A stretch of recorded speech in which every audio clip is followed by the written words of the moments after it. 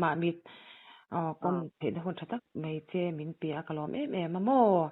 cho bùi tê cha tiêu tu ra pathian in nang ma thu ada te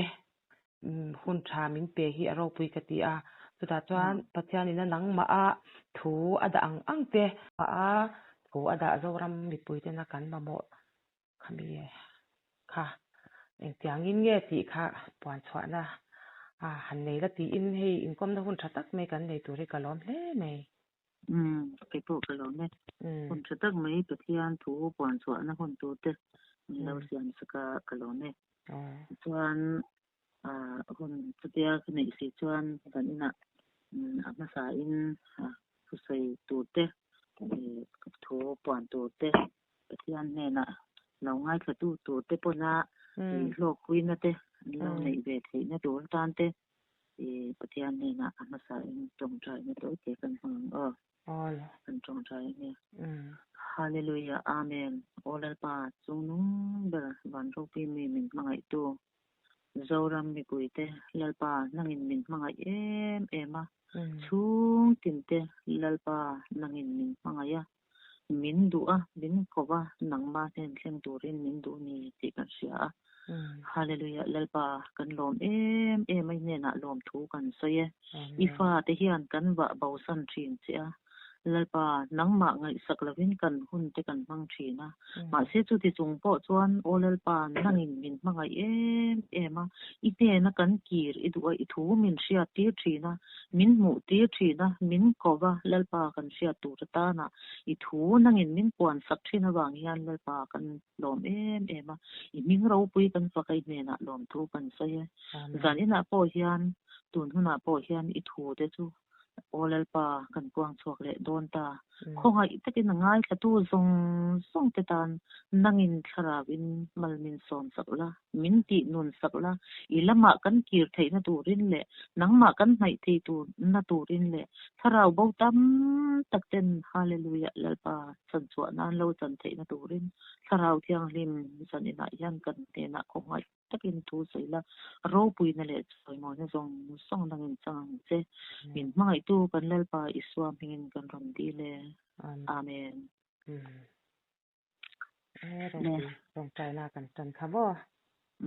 te khan tu ri ti ang pathian an hia na thu apuan ang te kha ale ani ne kan seng ne na pathianin thu puan tura min pek te min suai na kong te om thina kali em mai thina hi zoram mi pui te hian sia se ti hi ka du em thina ka bian thar atanga kharil ruwa lo lian ber pakat chu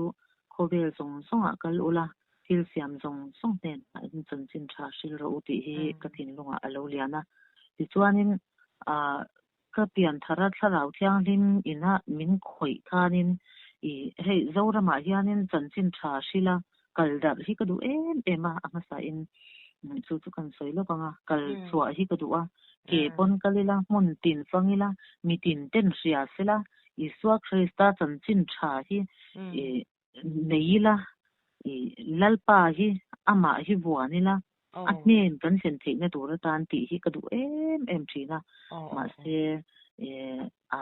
akal thei vek lawa ti chuan amaro chu zan ina hun thatak mai lalpan midang te ne na chanchin tha sil na hun min lo pe akalom em ani ti ka kan sai ma salu ani ti chuan zan ina hian pathianin hei kano pante ka tang hian Sunday school no pang ka ni tang hianin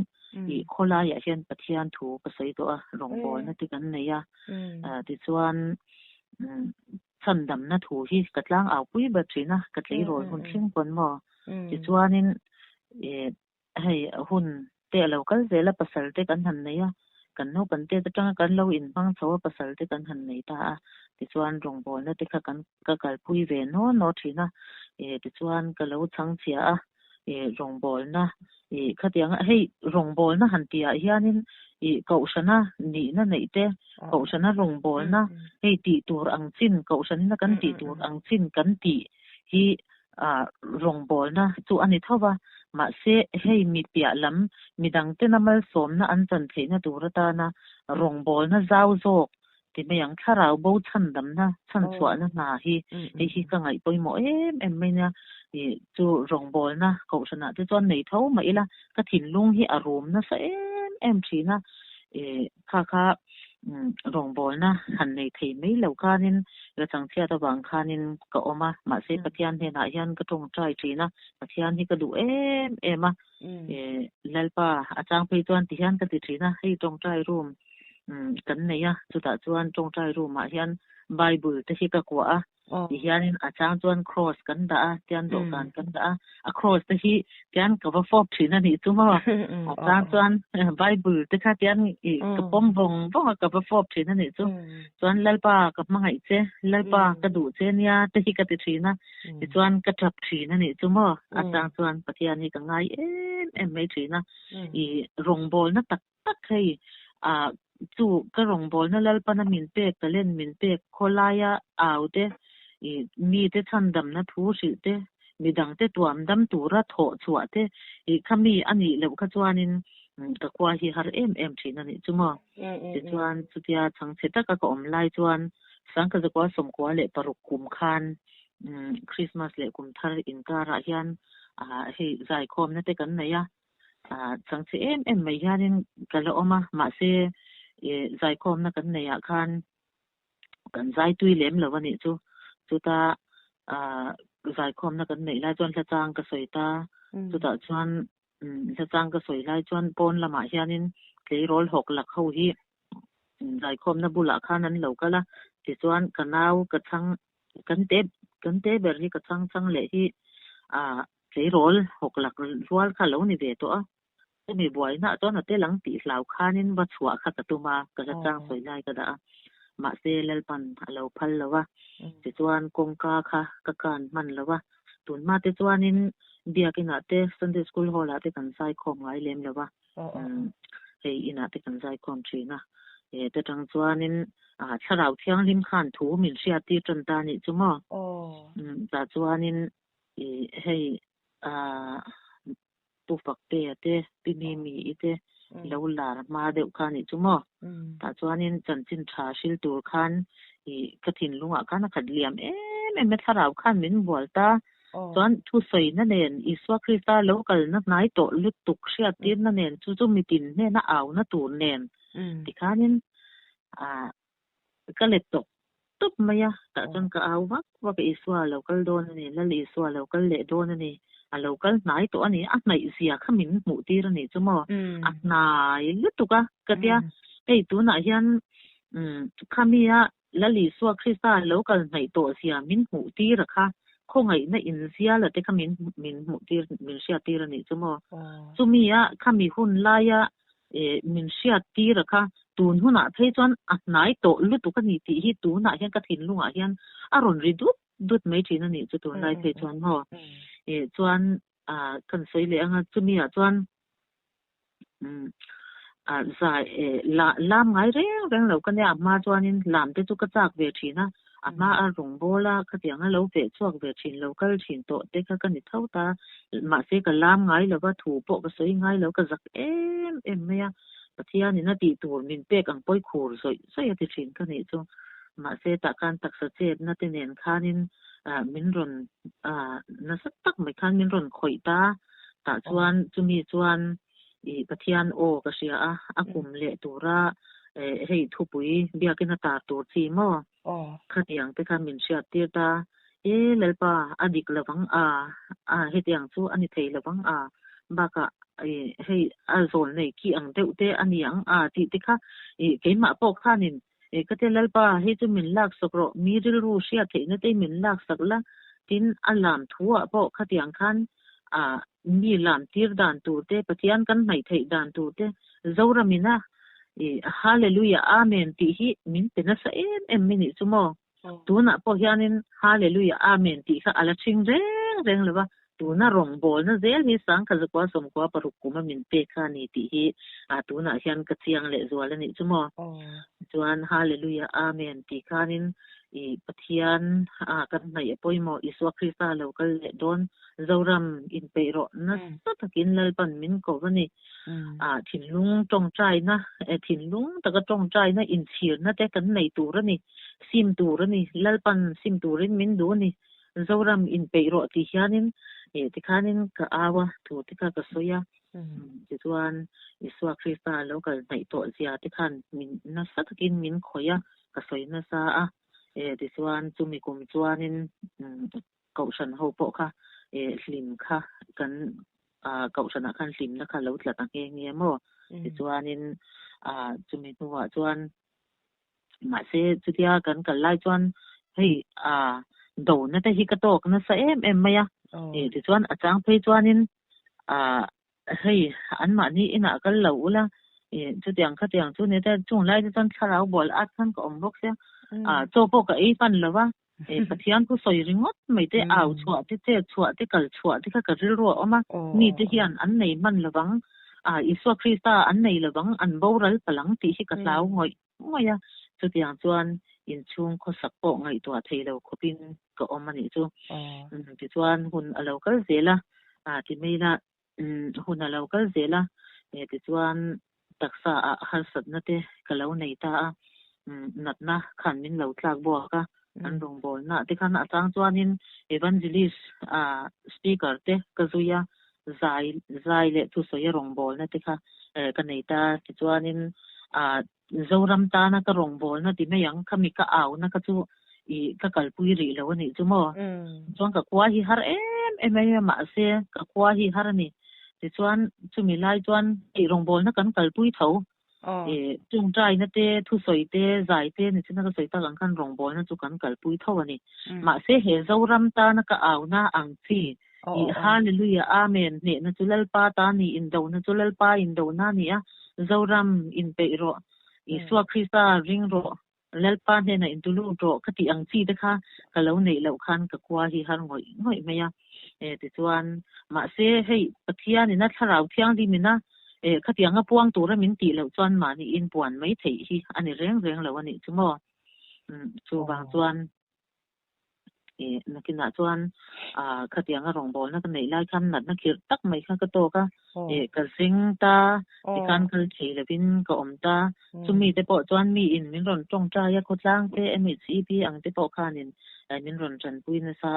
ti chuan nan tong ta ya thi mai tura ngai kha kania amaro chu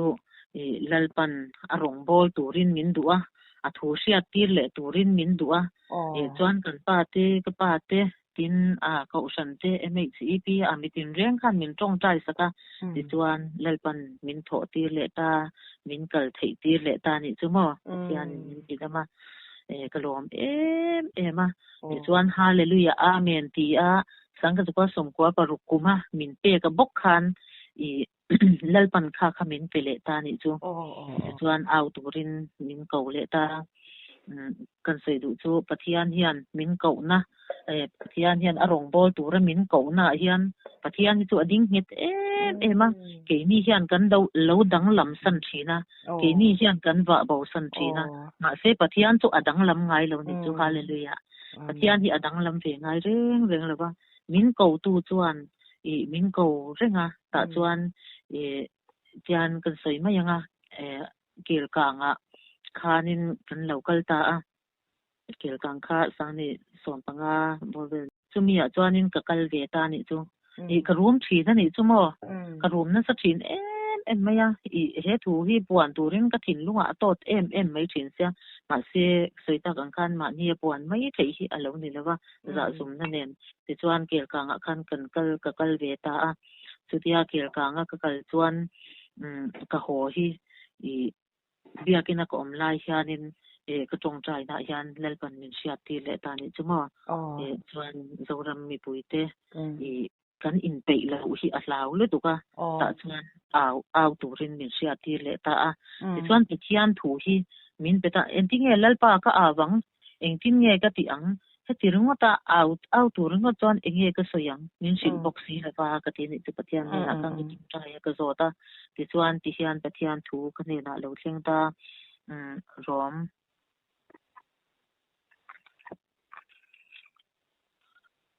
rom kwa mi tin hena tir ko pol le ka thon bung som pathum chang som le pakhata tanga som pathi zo hian som pathum zo hian helai thu hi min ron petani chumo ti chunin I kan sei le lo nga helai thu hi min ron pe khian a lalpa ka ti thei lawang a ka tia chunin ma se I wangai ni engting I thu hi I min ping ye ni ti ka hriat fia theyang ti hian I petian hena khan ka zota ti chuan he thu hi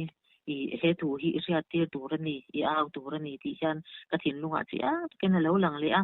ma se ka za ma bangin bia ken a tek en khoma a chan chuanin a bia ken ki gen khom bang te ka au to ang lalpa ka tek thu chu na hi ka siam hlei thei lo ni chu ta ka lai chuan voi khat phei chu chol ni ta hianin ina khan ka ho a ti chuan tun lai thil om zia in sia ta wang le mu hil tho harawon to tak zet ti in sia ta wangin chu ka soi ni tuna chuan kan rin tir lai ai kan kan chan dan na chu nai ka zok si a zan hi ral lek to a kwa awar don ta chu wangin thima thil ti chu pai ila eng thua min in thua mang u chuna om angin moi takini om ang u zu in boy le zu ru ya om lopin hur le in ngai manga om lopin in swal le in isi ka om lopin lali swa krista chuan in thuam zok ulang in ti sa tak na puitlin turin eng ma in siam su ti hi min pe ni chumo chuan min pe ka kha fia na te kha kan du khang langa keima khanin kan ron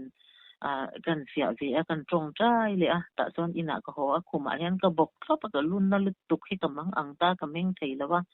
mang ang te mai kan khuma khang ka bok thop ka tal maya ta chuanin lalpa I thu chu ka puang nge rin sia tura I du chu lalpa keima hian ka puang ang ma se eng mi ma ka ni lawa thil soi thei po ka ni lawa thil se thei po ka ni lawa mi tlom ber ka ni mi zak zum ka ni lalpa mei chine tak mai ka ni hi ma se thu angin ka kalangi ti khan thu tlok na ka siam ta kaluna kha min ti dam sakta chu ta po ton tong tai ru ma chon ka lut le amo mi ka puan se zia chu thil na mai ani lawani chu mo chuanin he thu hi tun lai thil lom zeng sia ta bang le ti hi rang tok ke ka sai ka bai khat thata ni chu in ti bi ha ta he mi hi chiar po ka ngai to lo bible chu ka kenga kan panen kan kal chuak thi na ni chu mo chuanin hei ma mit kwa om kan ni ta ma mit khodung chuan hian pui lai ma hi hei kalpel hi lalpa na phal lawa kan pa kan helai mun hi to kang ka o ina atin phak tur to ka hian pathian he na atong trai thi na kan pa chu ti chuan ka soi thi na ka au thi na ni chu ma se chu ni lai jan kan ngai sak lawa in ma pathian thu hi kan du thin lawa in nga ya te kan nei ni chu mo pui em maya tun lai thil om zia I khami khona po tun lai thil om zia in sia ta bang le mu hil tho har hun to tak zet ti in sia ta bangin chu ka soi ni ti in bible khan asoya kan rin tir lai ai kan tu pa chuan he ti hian Peter pakhatina tia kan no pan line I so local don an tia local don to an tia ma se local lo dot soi ni ati thina ni chumo chu tiang tang kan thin lung kha ti cholol hian om ni hian ka sia ni dan pa ngai chuan kan in khom thin ti ro dan pa ngai chuan in lalpa kin tak thin moi takin tu na pe chan kan thom no moi na nen mo kan in bel moi na nen ka ti thina ni chu hei kan moi ani chu ti top mai ang thom no moi takin kan in bela ti chuan kan mel te kan ti moya nu la le nu te pon pe kok sang tak te kan buna ka ti thina ni chu kharau thiang tin thian min khoi lai chuan kha tiang kha ngai lo kharau thiang li min khoi tak kan ni pe chuan kan han lam tak mai pe chu kanel police noi te nen lam khana re vek chuanin rui thei thil zu muam re reng po kha lalpa na phal lo ani chu khiang lim na tel lovin lalpa mel tu manan bodon lo ati sia ne mo chu tun lai huna po hen he mi hun min te ka po hian thau har mu hil su khongai takin mu hil su ti in ka awani se chu kan setlem lu tu ka ma min khwa ka aw bangin mo chuna chuan pathian khongai na zara hei youtube kal changa na pon hết yang a hun chan be a tun lai thil om zia kan sia the na tura puan chua om hi kalom lu to kani lalpa chu kin on ro se chu wang chuan mu hil lali suwa krista nei lo tu kan tam lu tu zora ma hian lalpan min mangai lu tu kani mo lalpan min mangai thu min sia tir mol mai ni mi sang ne na tangin min sia tira tin kan zol nei ma sa te tang ten min sia tira tun lai hian an ron ti la le ta te ro chuan chu mai ani lawa mi sang zuhun sahuna omte lalpan a swai chuak topa district tina ten awa tikhanin nge zora ma po har nan na satak mai kha lo thlenga ni ti chuan ko san tin te kan lim em me ma se tu har na lo thleng po chu ke ma ni hei khovel thil kan chan huam lo na te lalpa a ma sa kan da lo wang te sarau thiang din thu kan da ma sak kan ti len lo wang te ke ma din sarau thiang din kan suai tum ma wang te kan du na zo na lalpa kan au thin na wang te hian le lalpa wanga chan na kan nei thin lo awang te kha har na te po kha ani na taka chon alo thleng an na salu tu kan ni mo ma se sikula kal thei la wang ka fa ten mo chumi chu cho ei tur kan nei la wang kan cha nang kan in le lo te po chumi lai pe chon ka ri ro lo om pe chu ka in le lo po hi mi in min lo chu sak to min hei hi chu ka ta ni ti in min lo chu se khai ti in ngai dam na nen ka kal tur ni ti hi ka ne na chiang tak mai na lo lu ta ni chu ko be la yan ta kan nei la la li suwa krista ring tu te hian chu zo ram hian bo in ni a hian tun huna hian sia ila lalpa ne na ki rila engkim kan huwa ma lalpa ne na kan kal chon kan chan don lo mo na satakin min pek bel tha don ni ma si kan ngom thak lo ni chu mo chung chu ka thim lunga hian a lian em me chu wang chon kan mu hi la ni chu lalpa mo lalpa kan ba bo san kan mu hi tu na han kan mu hi thua mai ni hian ka sia ni chu mo ka thim lunga lan dan chuan chu wang chuan kan vin tir lai ai khan kan chan kan ringa iswa krista kan ringa ti chuan la li iswa krista kan ringa sarau thiang di min kan ne na a thoka ta chuan him em lom em min kan oma reilo te engwangin nge kan lim thin reilo te chu chuan a lo dai chi na ni chu reilo te a dai na khan chu kan pathian tu in a soi mai ba ka keima ni hian pathian hi kan du da na suai kan tuma tharau thiang di min har na satak min pe a district tina te khotina te har na thlenga kan au roya in do na tulal pa in do na ni hallelujah amen ne na tulal pa ta ni kan tia ti chuan pathian thu kha kwa alo la kan soi thi na ni chu a then te chuan an poisana a then te chuan an nung chona a then te chuan nui sata ten lo la ani chu chu ta chuanin ma se ti hian ka tin lunga chuan zana ral lek to khwa war don ta chu wangin thima in thil ti hi pai ula eng thua min lali suwa krista chuan om ro in thuam ro khongai takin in thuam ro pi hianin min sia tir min soi tir ani chumo zanin apo kan sui du chu in suwa krista hian ho mu hil te hi in thuam ang i thawang i harang i har molang ti hi kan soi du ani chu kan har lo lu tu kan ni thima kan oma thima thil ti eng thuama in thuam tur pon tuna chon lal iswa krista kan pan lowa kan thin om le kan thin om te po kan in len po lei thei to lo kan man lo chu ti khopa man lo si chuan lalpa hi kan be pan lo em ani ti hi chiang in ka sia ni chu wang chuan heta hian su in boy le zu ru ya om lovin hur le in ngai mang om lovin in swal le in isi ka om lovin lali suwa krista chuan in thuam so ulang in ti sa chang na puithin turin eng na in siam su ti in kan bible hian men sin ni ta chuan heti hian in min soi tir ta ani tun huna hian zu in boy in kan boy ta ni chu kan ram hi tero kan ban boy na sa em an na ni tero zu bangin mai tai tam ta kan oma lalpan min som mola min ava she turin na satakin tuna chuan ama thu ngai thak tur bo kan nga to le tu ti chuan min som mola ma se a thu kan oi du lova zu in buai chen kan buai ya ti chuan kun le in ngai mang ten in sual le in isik na te iswa krista in thuam lovin na satakin kan buai ta ni kan zoram hi ti chuan nu le pa kan buai ya rui the thi lawangin kan mang ang em ma ni in po kan luang ngam lo kan ro san te ban tam tak em te ro kan fa te kan chot thei lo le kan ngai ngoi mol liam lai kan hir te ban tam tak em pathian thu in tu na asoi zan kun hi san ban sing tak em ti chuan tu na hian mi tam tak no pangte te me ta yan oma kan mi pa ten na sa takin rui lo boy an ta nga chu chuan sual na ti sang ten tha azara tu na chon kan ram hi chan chu angai kan dam lo tak set ni ti hi te hian ati lang chiang em ani chu wang chon zani na hian enge kan ti tura englam pange kan hoi don pathian tu soi te tiang khatiang chu ni ti in lalpa min ko na ni ti in lalpa lam ki kan hoi awan hun tak em lalpa lam hoi ro lalpa in pathian lam chu hoi ro ti ten pathian tu in sia tir mola chu wang chuan sa ina po hian tu se tu zong po hi kan som le ani ti chuanin zuela bung ni thua kan ti hianin min mu tir le ta am sia tir le ta zai ona chuan to ro tham ula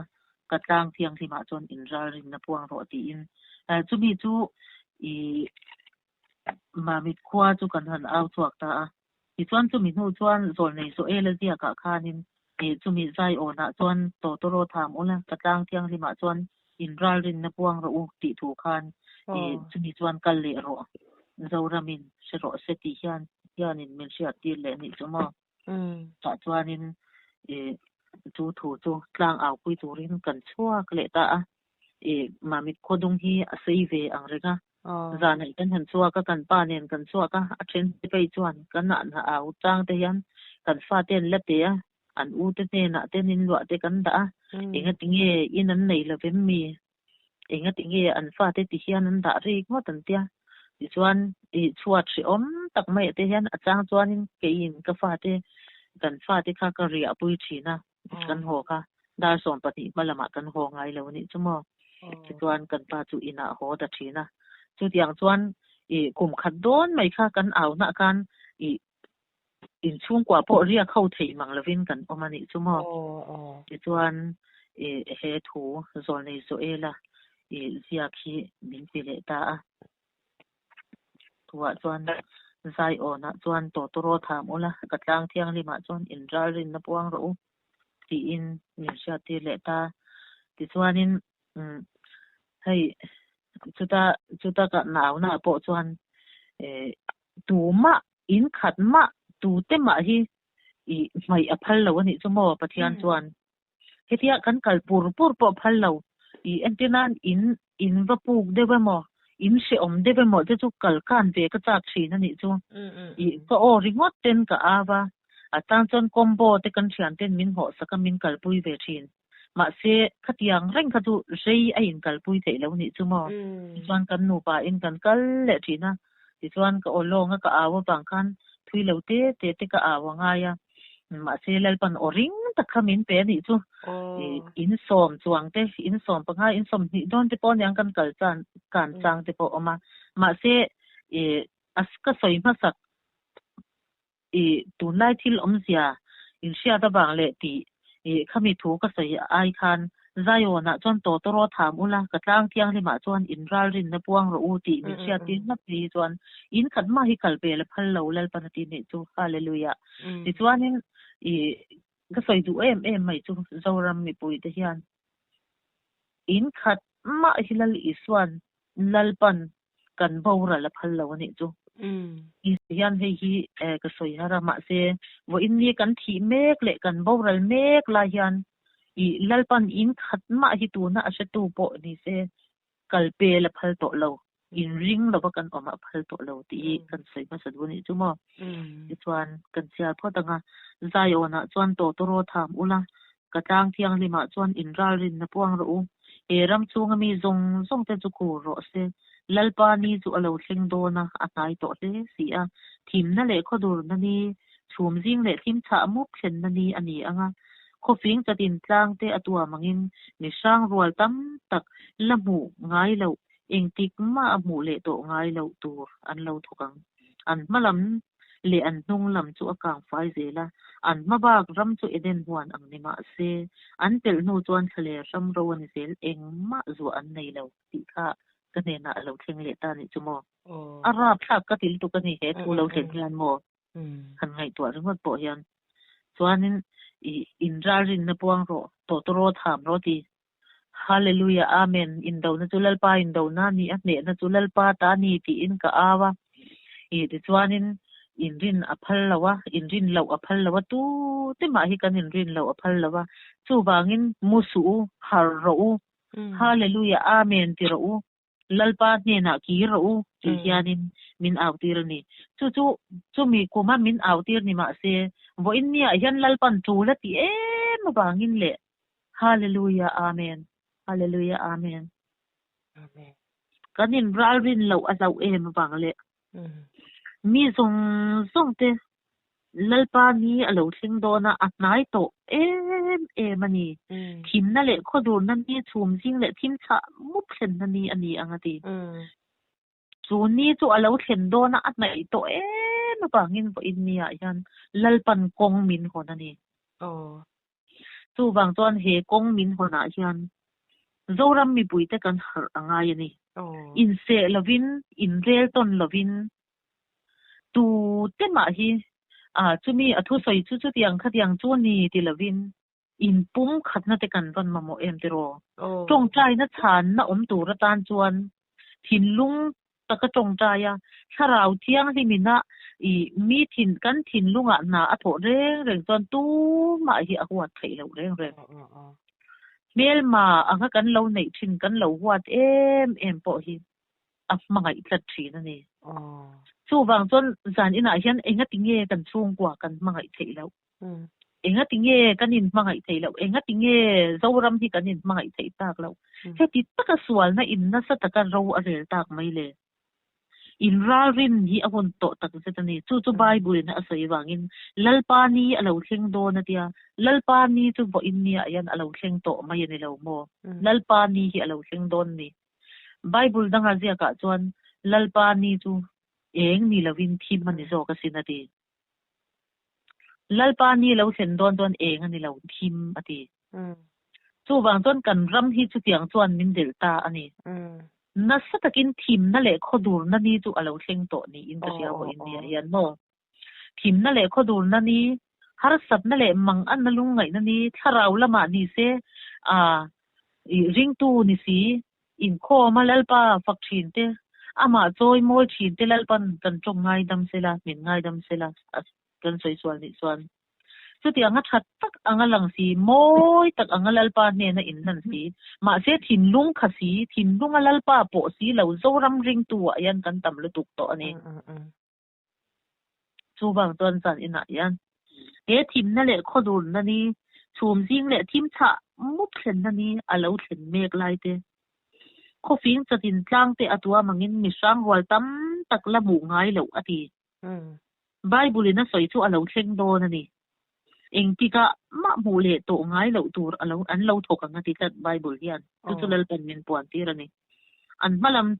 le an nung lam chu eden huan ang ni ma se an pel nu chuan thale ram ro ani zel eng ma zu an nei lo ati awara thak em eden huan ang huan moi lalpa ina min pe moi na tin reng amin thuam sarau thiang lim min pe ka chu tianga ama du da na nung tura min ko apa mai em min kwang kwa chin chan chin thasil tu na chuan eden huan ang huan moi ni ma se he zoram moi tak mai po hi tu thuna yan he kan pathian thui na lo soi ang hian an malam le an hnung lama kang vai zela an mabak ram chu eden huan ang ni ma se an pel nu chuan thale ram ro ani zel ti ang hi alo thleng don tlat mai ni chu in ral ri na ban mun tak em chu em mai tun la ya hei ka tong chai na tang hianin nya sai ta kan lalpan thu hi min sha ti thina ti chuanin chumi a chuan kan sei le du chu hei ama pon ka lo sei to tong trai hianin kan om thina zana hian dar so pani nu lama te hian kan tong trai thina sharing te kan nei thina kan chian ho hi khor teu te hianin kan om thina tong trai hi san tin te kan kal pui thina ni chumila chuan mo chuanin chuta chuan khongai na inzial ka asang ka zakwa som apa akalo sei to kama som kwa le parukuma khongai na inzial min sia tir tia ka sei ka lal iswa local nai to sia min sia tir wa kan khongai na inzial ti ka min sia tir ta chuta chuan chumi a chuan chu ka lo thei ngil wang to zo ka ni chumo chuta chuan lalpan he thu pang tura min lo sia tir hian ti hian ka thin lunga alo lang le ta hei ka tong trai na thu min sia tir hi keima kon ama ka la sia ngai ni lawa min sia chop tir thina chu ka thei ngil ngai to lo thung chuanin chuta chuanin min sia tir ta hei ka ping hian mo lalpan ka ping hian min ko ni in ka sia ni chu chuan khongai na in sial tia ka sia tir cha tu na chuan khongai na hi a om to lo ni mo lalpa khongai na hi keima ni na a khongai na in kan ne na tha zara ka du huna ka pan mayang ka du huna a chu tiang chuan arong ka bol mayang tu na chuan kala thlai ri tu na chuan kan tia hei an tir nan tu na kan rama hian engwangin nge tharau thiang bin keima ni a na a tho thei lo engwangin nge rong bol tu te a po tharau thiang hi min na a tho thei lo ya karil ruwa lo lang thin chu keima nin tharau thiang him kan tho pui lo kan tong trai reng pon kan du kan dila kan du kan vadil chara tong trai tu pui te kan ne kan du kan vadila lalpa kan betrina ma se lalpa zo khian min be lo ni chu lalpa o hi kan hretlat lo mai ni chu hlim ngai na om lo pathian o kan sia lo chon lo ngai na po om lo ni chu angai anga kan kala a thing kan rina ama ami kan lo nei to sa kan ringa lalpa hi du huna tharau thiang lim min pe ka tharau thiang lim ina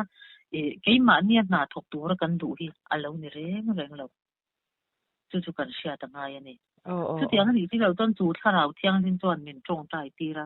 keima nin kan du kan ba sei zara kan tong tai ya ma se chani na omni ten kan sia chan lovina omni ten kan sia chin chuan lalpa zo kina adu min ron sei tira puang ro chumi chu sei ro chu tiang chuan ti ro chu tiang chu sei ro lalpa o kan sia chuan chu lalpa o chu chani na om chin ani chu mo chu tiang chuan tu na hian in thira sima ama ne na kan tong tai kan ki ra ngai ni chu lalpa o che turin chu ti chuan kan nun hi alo him le ang hallelujah hallelujah hallelujah tharau thiang lim chuan kan nun na atok le don ani ti hianin an sei thin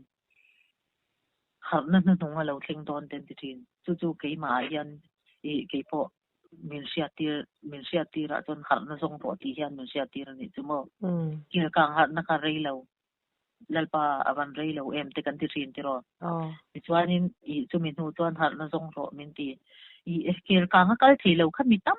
ta kan om tlat mai ni fur lai te lo ne kwa che box ya kal thei lo khan tam le tu chu ta chuan lalpa ka dil che ti hian ka dil thin ani a chang chuan khi ta tharau pa te khom pui an ti a te kan min lo so ma ka kal ti a chuan a hun sang a rong bol ten ka kal lalpa ka dil thina a ke chu in pe top mai hi kan ya ka sia na tlem tiam na tlem fin na ka nei lo ma se lalpa hi khap mangaya aman min mangaya ka in pe be top mai ni chu mo ta chuan lalpan a om sia tir ti chuanin chu ta chuan khat na zong ro min ti khat na chu ka zong thi na ni chu khat na chu ka zong thin rong bolin kan kal ve thin king lo takin ta chuan lalpa he ta yan hat na chu om da lo mo tun kan kho be li rap thak e mai ka ti ma se hat na ka athleng thi lo ni chu mo chuan kanin khar khup zel kanin khar zel kan thilung kan khar zel kan ko chana po ni se mo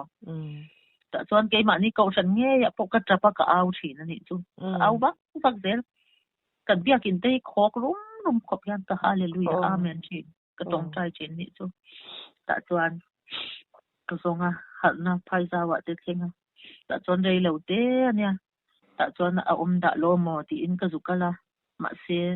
lam tua la hian lalpa na thleng donin lalpa katia ma se a thleng thei lo ti ta chuan na chuan aksian san lai te hi ka min mu ti ra ni chumo si hi ka ti thei lu tu ka ni ta chuan phai lenga ka vakala khom pui ten kan kala ka papa sai tur ka soi kal tum po ka ni lo ta chuan lalpa main ka si lo ta chuan kan ho don san chol ni zan hian ho ngai sia ta chuan lalpan ti hian min sia ti le ta in pe lo te in pe hun swal ti cha hun ta kan tan kwa lo tlai ma hian hnung lam pa yan malam min tong trai le pian thar hun to ti in out o ti chu pa chon se ka ti lu tu ka tong trai le pian thar hun to in tan kwa lo tlai ma hian khongai takin tong trai le pian thar hun har a hun ta ti in out ro min ti boxia ka out thei lo ka tia ta chon ka le tapa ma se lalpan min kai thawa aw lo thei lovin ka hun ka kamang le ta toy zong in soi mai la ta chuan in harmon tlang ten ne ta chon thu sung bom ten ne ya tu thleng yan ka dir ruwa omani I kala kal le lo ni chu chuan Christmas lai te hian ka to voi ka pe chu chu thu sung bom omna chon har na zong khan ka ba tong trai ni chu mo ka thian nu hi hei kum khata kal nge tur kha ni ta khami kuma kal nge tur kha ka kal lo khanin ko om rei khop me ta chuanin kuma lo top don a Christmas hi lo ni don to a ta chon ka thian nu hi a ke bila vung ul maya ri ko ka bun thei box yo Christmas mang tura a phai leng va kal kha a ngai box ti thian nu min kal pui thei chin kal se mozalian deu ma hi mozalum hi ka le sa ta chung da chu lal pa ro pui na turin moza chu bona mozalum chu ke pon sleeper ba khun lo puan tha bo kan jeng thei lo ni chu mo chu mo na chon lalpan min tir le ta ni chu kan vakala ma se lalpa that na chuan chu mi a po chuanin kan kal man tur kan holam man tur atum be ka lalpan rong bol na zela che min la pe sui ni chu mo hallelujah pathian ro puina kan sei du lo kan ni chu ti chuan chu ta chuanin harmon tlang a te chon kala tu thung bom bula te chon ka tong cha ya ke kan bon kan tap ya ma se mo kan hi thleng thei lo re nga ni chu hei ani na taka chon ma mit khwa kania kan district a hian hal na thleng se hi ka du lu tu kani ti chuan ki ta khan jin na te chuanin tian pathian ne na kadila khom pui kan nei na te chuan lam twala hin ka le tapalal pa na ka til tuk khongai takin khan na thlen ti ro ti hian ka tong trai ka tho thei lawa chumi tum phei chon boi khat phei chu nu pani hian lalpan I tong trai na si ai boi te to to ro tia lalpa kalo me ka te ka tho thei chau thin chu tiang chon ka om thin ani chu ma chu kan sei peng lok tu ani chu ti chuanin tu na hian hak na thling don te an tia pathian mi tin an lo puang thina chu ka be sei ani han na nu voi mi han chu ka la be sei ani hallelujah lalpan chu lo sentir zo rama hian ka du em ani sumi sentir theina tur chon tunge poimo kan ti chuan kan zawai hian kan poimo ani abik takin lali suwa Krista ring tu te ama rong bol tura a than te a ko te a ruwa te lali suwa rong bol mek te tuna kun mai te ti ngai na selawa om mek te tharau thiang ti mina alo nei to ma se chol thuap mai te ama po fak le thei to lo te tharawa thu puang thei lo te tharawa tong trai thei lo te ne na hian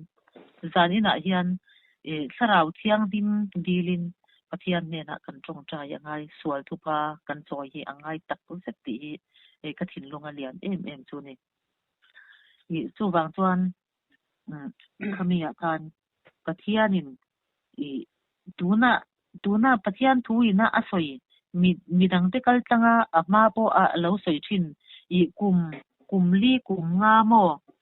kalta a pathianina thu alo pon ti alo soi kha voin nia hian oi du lo mai na ataka alo thlen se la bangte kan ra dik se la bangten oi lo thei lo nu na kan num ta chu wang ton heng te po hi kan lo ngai tu a thar li a khami hun lai khan engtin nge min sia tir khale kan ko khan engtin nge ti khale dar kwang vo em khale thina dar kwang kan bo thin tiro chunga te po chon engtin nge ati khale lalpa chu khoya nge mo omle ti hian zoram hian tu na hian kan zona ngai ni kan ram ni se hetiang hian kan sarkara kan izon na ko nga ni se kan buai ma eng ko nga po yan kan buai se kan ni tu wang chuan kan Bible na asoi tu na kan soi ta khofing ta tin tlang te tu mangin mi sang rual tam tak la mu ngai lo mi sang rual tam tak hi asil sia na kadong sia lawa ma se Bible na se mi sang rual tam tak an lo la kal do na ti mo chu an lo thok ang ati an lo thok do na ni ati ni chu tu na an lo thok do na ni chu an malam le an nung lam akang phai sel don chu wangin an ma ba ram chu eden huan ang ni ma sila eden huan ang ni ma se thale ram ro a chang don thale ram ro ni zel eng ma zu an nei don lo chu mi hun alo then ma chuan zan ina hian lal i suwa hi kan panangai ni chu alo thing don alo thing nge don kan Bible na asoi chu lo thing don kan Bible hian asoya ama in heti hian Bible la kan mu a ti chuan Bible la thu te kan mu a chu mi pang chuan thu kan sei thin rong bol tu te kon ti chuan in kan in sia tir na le lalpa to toro tham na le in ring tu ra in ko na te in sia tir na turin missing lalpa na bang thin hallelujah mi thing lo te po a ko thin mo chu wang chuan tun huna po hian he mi Bible thu pathian thu kal tang hian ami te mi thing lo po ni se tu po ni se lalpan adu chuan a ko chua ka amanga a aw tir thin chu wang chuan zan ina hian mi te ber a to toro ta aman thin hallelujah amen hallelujah zoram mi pui te na tharau thiang lim har na rui lo ngai te na har na ko san mi pui te na har na mi zong ina kan thi mek le kan boral mek le suali na min buma thi na te lungai na ten tha an zan na hun na hian he kan ram eden huan ni thin kha lungai na ten tha an zara thi na ten na takin na to na hun hi tun huna hian sima lalpa ne na lalpa ngai dam na kan chan le thei na turin zanina hian pathian thuina asoi anga hilrap thak tak alo thlen mek lai le kan thi mek le kan boral mek lai kan thi zo tik ma yan lalpa lama kan kir apoi mo em ani pathian ne na kan kira kan thin lung zong kan chak na zong ni ne bi kho puya chuan ti hian voi ka chu atom nan kan sei le du chu ti hian ne ne bi kho puya hian zona a vati lalpan atirani chuta chuan au tura min ti chuan lalpa ka theilo ka zak lu tuk ka ti ma se zona nun khamin lalpan min mu tirani nang ma wangin mi dang ten hal san na an to i du em ni ti hian ka thin lunga lo lut ni chuma khril ro hi na ngoi thin ni chu wang chuan zoram mi pui te tan lalpan min tra tir thin ani chu ka cham na sa thei lu tuk achang chuan tar kar chan be te dar kar ka don te ka chapa ka thian te ka rong bol pui te pon min mang an pui chang om thi ti chuan chumi ni awang chuanin ka lu te lo haya ka chawa chu tiang ti chuan ko om thin ani tuna phei chuanin keima nge nei po hi ka chaw ngoi dan anga in khom na te dan anga pathian chang na te dan na kan kal na mo thin lung thia om si lo kan tong trai pon thu chungin kan tong trai mai lalpa au turian ane na kan kan chwa phal lo ba ring tak takin kan ang le ring tak takin khovel thil kan soi le kan lama love song ten kan rama lua ta magic le thil tam tak ten kan ram hi alwa to ni chumo anna ka ti tuk ni chu wangin lalpa hi kan ngai poi mo angai tak se ta ni tu na chon kan lom song te thil ani tur angin kan pom thiam se la tun lai kan ti tun lai thil om zia ti a Bible kan mu ka kan tun lai na hian avan tik tak em ti ro chu wang chuan tu na yan kan ram hi kan boral mai don ani chu kan boral ma hian kan Bible na soi khale ram rowa chan tir ma hian engma soi thei lo le engma ti thei lo kan om ma hian zanina hian he lalpa hi sia lalpa ne na kira lalpa kalau ti swal ani kalau ti swal terani ine na kalau kire ine na kalau kire ifa kani idu angin min pom ro ti in thei to so in kan o te hi chwa ila nakina chon kanin thir don lo lalpa kan au lo le lalpa kan du lo na bang kanin thir na hi thui don lu tuk nakina chon har sat na men lo chena lalpa kan au thei lo hun lo chen hun a chon mo kan thin lung cho lo lalpa kan hoi san chon aman min hoi san hun lo chen be phei chon chu mi hun a phei chon ti ngai na om to don lo chu bangin hun tha them te lalpan in la pe a tun hun a hian he hun tha them te min pe ka hian million le milal te ro rel tu le thil ti thei te khotlam froi tu le ko san ram froi tu te kan pa banami it means om ro se hallelujah ila ram lo thleng ro se amen tia du zong banami an ti angin leyami hian kan ti thei na turin zan ina hian lalpa o shetu zong zong ten in sira lalpa ne na simakal thei turin keima nen pathian ne na trong chaya thinlung in ngai tloma le van tem rem na an lo puana pathian o kan lo ria ta har na ro pui tang mai alo thlen thei na turin zan ina hian kan zawain kan in pe ka kan zawai lalpa lama kan kir ka du tak se ta ne ti kha zan ina kan soi ani chu kan soi ti to ne mi ke aro pui lik tuk hun thatak mai min pe a lalpan re mati ni chuan inkom na hun thatak mai pathian thu nang ma a lalpan ada te pangpha na hun thatak mai nei le nge be siang o ode alom om le tu ke ngai thatui tu ka lalpan mal som jero sinang po amen nang po lalpan ine na thu lo da zel sela ti chuan ni kan inkom le don ya o hun thatak min pe ka wagin kalom tak zet ani ke po kalom lu tu kan ya man tha le